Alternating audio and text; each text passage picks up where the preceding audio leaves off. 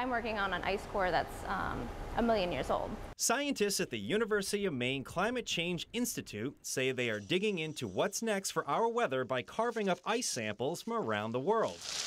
At the W.M. Keck Laser Ice Facility, research assistant Heather Clifford takes these long tubes of ice bored out of glaciers and gets a glimpse into history.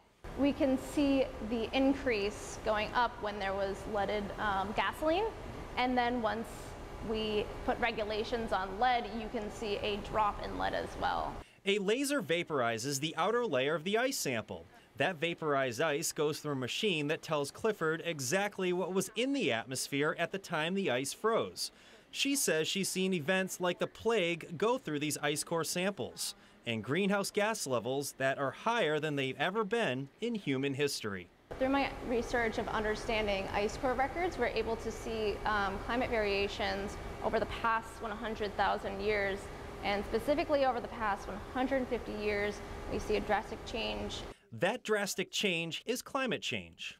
People will be most impacted in the decades to come by rising sea level that will pose risk of coastal erosion and flooding in low-lying areas. Sean Burkle is a research assistant at the Institute and state climatologist. He says the next 50 to 100 years in Maine will be warmer and wetter, with more rain and higher sea levels. He also expects more wild swings of weather. In fact, he says we've had some of the coldest months on record here in Maine because of climate change.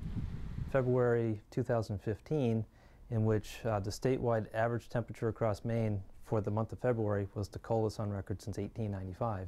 Burkle says while he expects climate change to lead to more extremes, it's also possible our summers will be longer and our winters shorter.